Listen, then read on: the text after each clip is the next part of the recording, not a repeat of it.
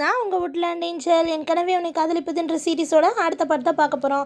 இந்த பார்ட்டில் எடுத்தோடனே நம்மளோட வந்து நம்மளுடைய ஹீரோயின்ட்ட நீ உதவி செய்யணும்னு கேட்டுப்பாரு. ஆமாம், இந்த பனிஷ்மெண்ட்டுக்கு காரணம் என்னன்னு ஃபஸ்ட்டு சொல்லு அப்படின்னு சொல்கிறாங்க.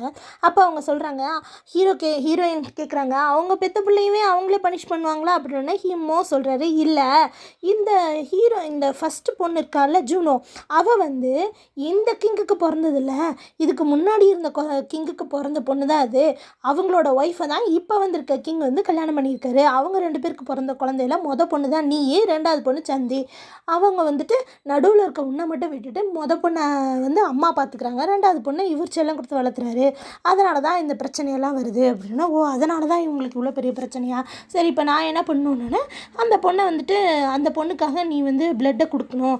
அங்கே ஒரு புலி வரும், அது அந்த கத்தியிலேருந்து ரத்த அனுப்பினோன்னா வரும், அதுக்கு நீ அந்த மாதிரி சாக்ரிஃபைஸ் பண்ணணும் அப்படின்னு. என்னது, அவங்கள புள்ளி பண்ணுறாங்க, அப்படி இருந்துமே ஆரணியா போய் அவளுக்கு உதவி செஞ்சாளா அப்படின்னு. அவள் ஒன்றும் ஜூனோக்காக உதவி செய்யலை, அவள் ஷென்னுக்காக தான் இதை செஞ்சா. ஷென்னை அவள் லவ் பண்ணுறான்ற விஷயமே எனக்கு அதுக்கப்புறம் தான் தெரிஞ்சிச்சு அப்படின்றாங்க. உடனே இவங்க இப்போ என்ன நடக்கும் அப்படின்னா, அம்மா போய் இப்போ தான் அரசர்கிட்ட பேசிவிட்டு நம்மளுடைய ஷென்கிட்ட இதை பற்றி பேசுவாங்க, அதுதான் நாளைக்கு நடக்க போகுது, நீ தயாராக இருந்துக்குன்னு சொல்லிட்டு போயிடுறாங்க. அப்போ அதே மாதிரி அரசவையில் காட்டுறாங்க, அவங்க அம்மா அவங்க அப்பாட்ட கிங்குக்கிட்ட பேசிகிட்டு இருக்காங்க. அவரும் என்னமோ பண்ணி தொலை அப்படின்னு சொல்லிடுறாரு. அப்புறம் பார்த்திங்கன்னா நம்மளுடைய ஹீரோயின் இந்த விஷயத்தெல்லாம் கேட்டு உங்கள் கை காயப்படுத்தணும்னு சொல்லியிருப்பாங்கள்ல, அதை நினச்சி வருத்தப்பட்டுட்டு இருக்காங்க. நடந்த விஷயத்தை நம்மளுக்கும் காட்டுறாங்க. அப்போ ஹீரோ அப்போ இருக்க ஷென் சண்டை போட்டுட்டு இருப்பார். ஆனால் அந்த புலி அந்த வெள்ளை புலி பறக்கும், அந்த புலி ரொம்ப அவரை காயப்படுத்துது. அப்போ அங்கேருந்து ஆரண்யா பார்த்துட்டு வில்லால் அந்த புலியை தாக்கிட்டு நேராக கீழே அவங்களுடைய நான் யார் உனக்கு அப்படின்னு சொல்கிறாங்க. எனக்கு தெரியும், நீ அரச பரம்பரைன்னு. ஆமாம், நம்ம எல்லாருமே ரத்த சொந்தம் தானே, நீ என்னோட கசின் தானே, அப்போ என்னோடய ரத்தமும் இதுக்கு கேட்கும் அப்படின்னு சொல்லிட்டு அவங்க கையை அறுத்து அவங்க ரத்தத்தை சாக்ரிஃபைஸ் பண்ணிவிட்டு நேராக போய் இப்போ இந்த பிரச்சனையை முடிப்போம், அப்புறம் நாம் பார்த்துக்கலாம் அப்படின்னு சொல்லிட்டு நேராக அந்த வாலில் போய் இவங்க ரத்தத்தை கொடுத்துருப்பாங்க. அந்த புளியும் மறைஞ்சு போயிருக்கோம். இதை நம்மளுடைய ப்ரெசண்டில் இருக்க ஷென் அந்த மெமரியெல்லாம் இருக்க ஒரு மேஜிக் லேம்ப் இருக்கு இல்லையா, அதுலேருந்து பார்த்துட்டு இருந்திருப்பார். அப்போ இவங்க கரெக்டாக இதெல்லாம் அவர் யோசிச்சுட்டு வருத்தப்பட்டு இருக்கும்போதே கரெக்டாக குயின் வந்திருப்பாங்க அவரை பார்க்க. இவர் இவங்க அதே மாதிரி அவங்கள பிளாக்மெயில் பண்ணுறாங்க, நீ என் பிள்ளையை காப்பாற்றி தான் ஆகணும் அப்படின்னு சொல்லிட்டு. அப்போ ஹீரோ அந்த ஜன்னல் வழியாக பார்க்குற மாதிரி இருக்குது. இவர் ஹீரோவை பார்க்குறதுக்காக ஷென் போகிறாரு. பார்த்திங்கன்னா அவர் அப்போ தான் பிளட்டை ஹீரோயினுக்கு கொடுக்குறதுக்காக கொஞ்சம் கட் பண்ணி எடுத்துகிட்டு இருப்பார். அப்போ அவங்க கையை பார்த்தோன்னு உங்களுக்கு காயமா அப்படின்னு. அதை பற்றி உனக்கு என்ன கவலை அப்படின்றாங்க. இந்த மாதிரி என்னை போய் ஜூனோக்கு உதவி செய்ய சொல்கிறாங்க, செய்ய அப்படிங்கிறாரு இவர். அப்புறம் அந்த லேம்ப் வச்சுட்டு எல்லாமே வித்தியாசமாக நடக்குதுன்னு சொல்லிட்டு ஷென் யோசிச்சுட்டு இருக்க. இங்கே நம்மளோட ஹீரோயினும் கட் பண்ண முடியாமல் தவிச்சிட்டு இருக்காங்க. அடுத்த நாள் காலையில் பொழுது விழுந்துருச்சு. நம்மளுடைய ஹீரோயினும் உமாவும் தான் பக்கமாக உட்காந்துருக்காரு. ஹீரோ அங்கே உட்காந்துருக்காங்க. அப்போ நான் இதை வைக்கலாமான்னு பாரு அப்படின்னு சொல்கிறாங்க. பார்த்தா சிக்கனோட பிளட் எடுத்துகிட்டு வந்திருக்காங்க. ஏன் அப்படியெல்லாம் இல்லை, ஃப்ரெஷ்ஷான பிளட்டு தான் கொடுக்கணும், நான் சும்மா சொன்னவன்ட்டேன் அப்படின்னு அவர் சொல்ல, எல்லாமே வேஸ்ட்டாக போயிடுச்சு. ஆமாம் அப்படின்றாங்க. கரெக்டாக அந்த இடத்துல ஜூனோவை கூட்டிகிட்டு வராங்க. ஜூனோ கூட்டிகிட்டு அவங்கள பிளட்டை அந்த ஒரு பவுலில் எடுத்துகிட்டு போய் அதை அந்த வாலில் ஊற்றுறாங்க. அதை எல்லாருமே பார்த்துட்ருக்காங்க. அப்போ அங்கேருந்து அதே மாதிரி ஒரு டைகர் அங்கேருந்து வருது. அதை பார்த்தோன்னே அவங்க பயந்துட்டு போகிறாங்க. கரெக்ட் டைம் ஷென் வந்துடுறாரு. நான் சொன்னதெல்லாம் உண்மை பற்றியா, அவன் வந்துட்டான் அப்படின்றாங்க. எங்களை இப்போ பேசிகிட்டு இருக்காங்க. அப்போ அவங்க ரொம்ப கிரிட்டிக்கலான ஸ்டேஜில் இருக்கும்போது, இதுதான் உன் டைம், சீக்கிரம் போ அப்படின்னு. ஏன்டா என்னை இப்படி கஷ்டப்படுத்துகிற, உன்னை ஒரு நாள் கவனிச்சிக்கிறேன் அப்படின்னு சொல்லிட்டு எந்திரிச்சு போகிறாங்க. எந்திரிச்சு போய் வில்ல விடுறாங்க. இவங்க ஷாக்காகி ஷென் திரும்பி பார்க்குறாங்க. நம்ம ஹீரோவும் அப்படியே ஷாக் ஆகிடுறாரு. நேராக நீயும் நானும் ஒன்று தான் அப்படின்னு சொல்லிட்டு ஆரண்யா சொன்ன அதே டயலாக்கை சொல்லிட்டு தன்னோட கையை அறுத்து பிளட்டை விட்டுட்டு நேராக போய் அந்த வால்லையும் அந்த பிளட்டை விடுறாங்க. அப்போ கிங்கு குயின்னு நம்ம ஹீரோ எல்லாருமே ஷாக்காகி நின்றுட்டு இருக்கும்போது அந்த வாலில் நம்ம ஹீரோயின் பிளட்டை வச்சுட்டு இருக்கும்போது அவங்களுக்கு நிறைய விஷயம்ஸ் எல்லாம் வருது. ஹீரோவும் வில்லியும் சண்டை போட்டுட்டு இருக்கும்போது 2 சுற்று ரத்தம் இந்த வேர்ல்ட்லேயும் அந்த வேர்ல்ட்லேயும் விழுந்தது. டீமன் வேர்ல்ட்லேயும் ஹெவன்லி வேர்ல்ட்லேயும் விழுந்தது. அந்த ஹெவன்லி வேர்ல்டில் விழுந்தது நேராக போயிட்டு ஹீரோயினோட அம்மா வயிற்றுலேயே போய் ரீச் ஆகிருக்கு. இதெல்லாம் ஹீரோயினுக்கு தெரிஞ்சு அப்படியே ஹீரோயின் மயக்கமாகிற சூழ்நிலையில் இருக்கும்போது இப்போ ஹீரோயினை ஒரு கிறிஸ்டலான ஒரு பாக்ஸ்குள்ளே போட்டு வச்சுருந்தாங்களே, அதில் இருக்கிற அவங்களுடைய பர்த் மார்க் அப்படியே மின்னுது. இதை பார்த்தோன்னே வில்லிக்கு தெரிஞ்சிருச்சு அங்கே தான் அவங்க இருக்காங்கன்ட்டு ரொம்ப சந்தோஷப்படுறாங்க. அந்த சமயத்தில் ஹீரோயின் மயங்கி விலகும் கரெக்டாக ஹீரோ பிடிச்சிட்றாரு. இது எப்படி இப்படி நடக்கலாம் அப்படின்னு சொல்லிட்டு நம்மளோட ஷென்னு ரொம்ப வருத்தப்பட்டு இருக்கும்போது அந்த அந்த வாள் வந்து திரும்ப மின்னுது. அப்போ வந்து ஷென் வந்து அதை வந்து அப்படியே ஆஃப் பண்ணிடுறாரு. அப்போ வந்து வில்லி வந்து தன்னோட இன்னொரு ட்ரூ ஃபார்மை அனுப்பிச்சிடுறாங்க. இங்கே ராஜா வந்து எல்லாருக்கும் பனிஷ்மெண்ட் கொடுக்குறாங்க. ஹீரோயினுக்கு வந்து நீ இனிமேல் அரண்மனை விட்டு வெளியே போயிடணும்னு சொல்கிறாங்க. ஷென்னையும் வெளியே போயிடணும்னு சொல்கிறாங்க. ஜூனோவை வந்து நாடு கடத்தணும்னு சொல்கிறாங்க. அப்போ ஆரண்யா நம்மளோட ஹீரோயின் சொல்கிறாங்க, நம்மளுடைய ஹீரோ சொன்னார் தேர்ட் பிரின்ஸ்க்கு வந்துட்டு ஒரு வாள் செய்யணுமாம்மா, அதை வந்து ஷென் தான் செய்யணுமாம்மா, அதனால் அவரை வந்து வாள் செஞ்சதுக்கப்புறம் நாங்கள் 2 பேரும் போயிடுறோம் அப்படின்னா இவங்களும் சரின்றாங்க. இந்த ஜூனோ பொண்ணு இவ செஞ்சதெல்லாம் விட்டுட்டா, ஹீரோயின் ஒன்று வந்து அரெஸ்ட் பண்ணி வச்சுட்டா, தயவு செஞ்சு மன்னிச்சிடுன்ற மாதிரி ஷென் கிட்ட போய் கேட்குறது. அவங்க கையை தொட போகிறாங்க. அப்போ வந்துட்டு ஷென் சொல்கிறாரு, தயவு செஞ்சு இந்த இடத்த விட்டு எங்கேயாவது போய் நல்லா பொழைச்சிக்கோ அப்படின்னு சொல்லிடுறாரு. உடனே காவலாளிகள் வந்து அவங்கள பிடிச்சிட்டு போயிடுறாங்க. அந்த சமயத்தில் நம்மளுடைய மோ வந்துட்டு நம்ம ஹீரோயினை பார்க்குறதுக்காக கிட்ட வர்றாரு. அவங்க அதுக்குள்ளே நம்ம ஹீரோ வந்து தன்னுடைய பிளட்டை அவங்களுக்கு கொடுத்து அவங்கள வந்து அப்படியே கொஞ்சம் ஓரளவுக்கு தேத்துறாங்க. அந்த சமயத்தில் ஷென்னு பார்த்துட்டு என்ன நடக்குதுன்னே தெரியல, இவள் ஆரண்யாவா என்னன்னே தெரியல, ஆனால் அவள் எடுத்த முடிவை இவளே எடுத்துக்கா.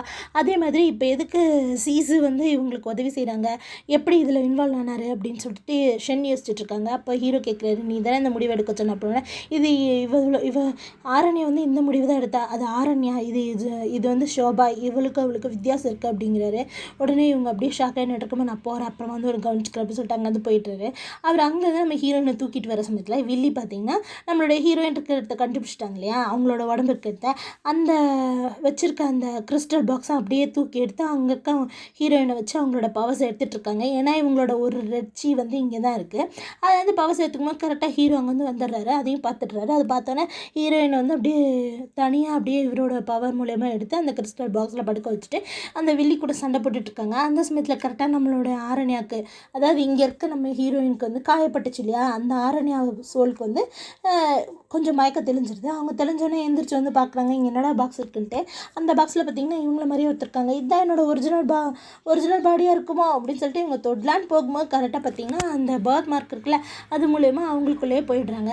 அச்சோ இது எங்கே இதுதான் நான் என்னோடய ட்ரூ ஃபார்மாக இருக்குமோ, நான் எங்கே இருக்கேன் அப்படின்னு சொல்லிட்டு எந்திரிச்சு வெளியே வந்து பார்க்குறாங்க. எங்கள் மலையா இப்படி இருக்குது அப்படின்னு சொல்லிட்டு இவங்க கரெக்டாக வெளியே எந்திரிச்சு வரதை வில்லியும் ஹீரோவும் பார்த்துட்றாங்க. ஹீரோ நேராக ஹீரோயின்ட்டு வந்து பார்க்குறாங்க. அப்போ ஹீரோயின் வந்துட்டு ஐயோ தீஜுன் அப்படின்னு சொல்லிட்டு இவங்க ஓடி வந்து பார்க்குறாங்க. அப்போ வில்லியும் வந்து ஹீரோயினை அட்டாக் பண்ண வராங்க.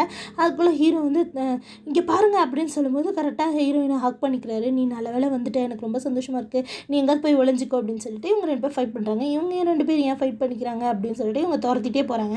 அந்த சமயத்தில் பார்த்திங்கன்னா வழியெல்லாம் ஒரே பிளட்டாக இருக்குது, நம்ம ஹீரோட பிளட்டு. எங்கே இவருக்கு இவ்வளோ காயப்பட்டிருக்கே அப்படின்னு சொல்லிட்டு இவங்க தான் ஒரு 90 ஃபாக்ஸ் இல்லையா, அவங்களுக்கு மோப்ப சக்தி நிறையா இருக்குது. அதை ஸ்மெல் பண்ணிட்டு அவங்க அப்படியே போய்கிட்டே இருக்க சமயத்தில் இங்கே நிறையா ஃபெய்யுங்கு மலையில் நிறைய இடி மின்னல்லாம் அடிக்குது.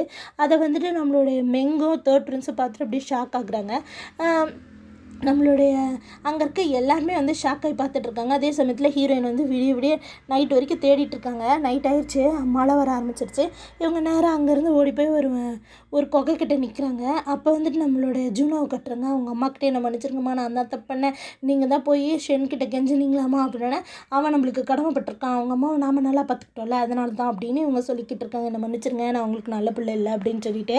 அப்போ வந்து ஹீரோயின் இங்கே வந்தோடனே ஐயோ பிளட் ஸ்மெல் மாதிரி இருக்குது, ஹீரோ உள்ளதாக பாராட்டிருக்கு அப்படின்னு நினச்சிட்டு உள்ளே வராங்க. ஆனால் கீழே விழுந்துறாங்க. அப்புறம் பார்த்தீங்கன்னா கொஞ்சம் நேரம் கழிச்சு அவங்க ஒரு லைட் வச்சுருப்பாங்களே, அந்த லைட் வச்சு தேடிட்டு இருக்கும்போது கரெக்டாக ஹீரோ வராரு. ஷபாய் அப்படின்னு சொல்லி கூப்பிட்றாரு. எப்பவும் போல் அவருக்கு எப்போவுமே அவங்களோட பர்த் மார்க் தானே பிடிக்கும். அதை தொட்டு பார்க்கும்போது ஹீரோ நீங்கள் அப்படின்னு சொல்கிறாங்க. அதுக்குள்ளே ஒரு டீப் கிஸ் அவனுக்கு கொடுக்குறாரு.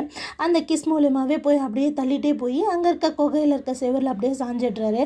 அவங்க அப்படியே டயர்டாகி அவங்க மேலே சாஞ்சிட்டு இருக்கும்போது என்னை தள்ளி விடாத, எனக்கு மயக்கமாக வருது அப்படின்னு. நான் உன்னை தள்ளியெல்லாம் விடல, நீ போய் உட்காந்தினா தானே உனக்கு எப்படி அடிபட்டுச்சுன்னு எனக்கு பார்க்க முடியும் அப்படின்னு சொல்லிட்டு ஹீரோயின் சொல்கிறாங்க.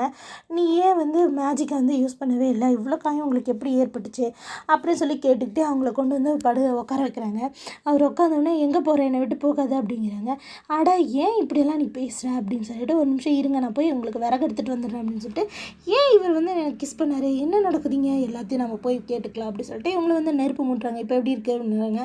பரவாயில்ல அப்படின்னு. அப்போ சரி நான் இப்போ உங்களை கேள்வி கேட்குறேன் அப்படின்னு சொல்லும்போது எனக்கு காயப்பட்டதுக்கு நீ எதுவுமே செய்யலையே, ஏன்னா ரொம்ப காயமாயிடுச்சா அப்படின்னு சொல்லிட்டு வந்து பார்க்குறாங்க. பெரிய காயமாக தான் இருக்குது. அவங்க வந்து அதுக்கு கட்டுப்பட்டு விடும்போது வலிச்சா சொல்லுங்கள் அப்படின்னா, ஆமாம் வலிக்குது அப்படிங்கிறாங்க. அச்சச்சோ நீங்கள் ஒரு பெரிய லெஜெண்ட், உங்களுக்கே வலிக்குதுன்னா உண்மையாக பெரிய காயம் தான் போல் அப்படின்னு சொல்லும்போது அவர் அப்படியே லைட்டாக சிரிக்கிறாரு.